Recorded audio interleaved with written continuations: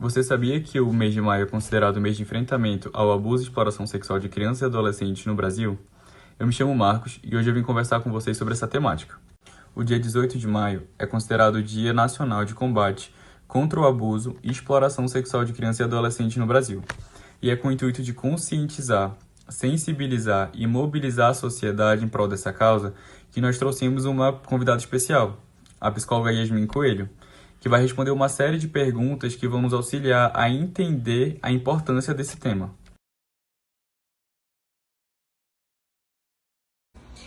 Então, esse dado nos mostra como essas denúncias ou a possibilidade dessa denúncia, ela não alcança a vítima. Então, assim, é muito comum a gente escutar adultos não acreditando em crianças, não só nas suas fantasias e nas suas brincadeiras, mas como também em coisas mais sérias, como em denúncias de violência em específico, né? Então, a gente observa que a possibilidade da denúncia não chega à pessoa vítima, principalmente quando se trata de alguém incapaz de falar por si muitas vezes, como uma criança e um adolescente que às vezes depende de outro responsável para fazer essa denúncia por ele. A violência contra a criança e o adolescente ela pode ser praticada de diversas maneiras. Essas violências elas podem ser físicas, psicológicas, materiais e sexuais. Ela se configura por qualquer ato, qualquer tentativa de um ato, qualquer fala e comentário que venha a ser cometido contra essas pessoas, inclusive crianças, adolescentes e adultos, sem o consentimento delas. E aí, no caso de criança e adolescente, são menores de idade que ainda não têm capacidade para discernir esse consentimento. Então, isso acaba se tornando, se configurando como uma violência sexual. São inúmeros. Inclusive, assim, acho que seria até antiético eu falar que existe uma lista, uma receita de bolo para toda criança ou adolescente que é violentado, e é exatamente isso aqui que vai acontecer. Porque a gente não tem como saber como cada indivíduo vai reagir a isso, afinal, cada ser é um ser. Mas é muito ético eu falar que existe uma lista, uma receita de bolo para toda criança ou adolescente que é violentado, e é exatamente isso aqui que vai acontecer. Porque a gente não tem como saber como cada indivíduo vai reagir a isso, afinal, cada ser é um ser.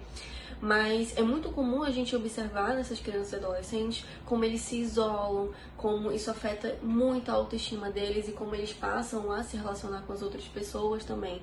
Consequentemente, são crianças que não vão bem na escola, são adolescentes que não têm tanta perspectiva de futuro, porque foi um trauma que gerou muitas consequências para esses sujeitos.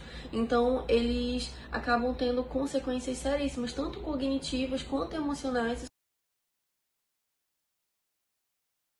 Essa pergunta ela é muito interessante porque nós estamos falando de crianças e adolescentes que muitas vezes precisam de um responsável para ajudá-los em uma denúncia ou para perceber que precisa existir uma denúncia.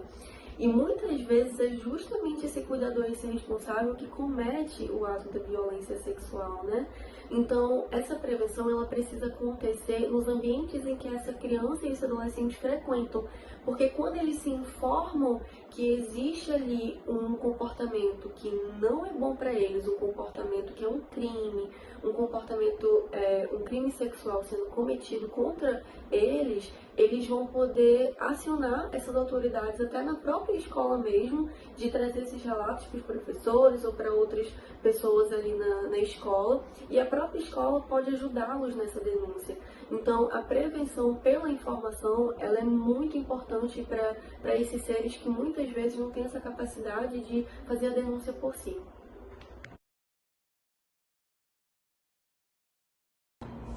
Uma ótima atividade para ensinar a criança ou adolescente perto de você qual o toque certo, o toque para ter atenção e o toque que não pode acontecer é brincar de semáforo.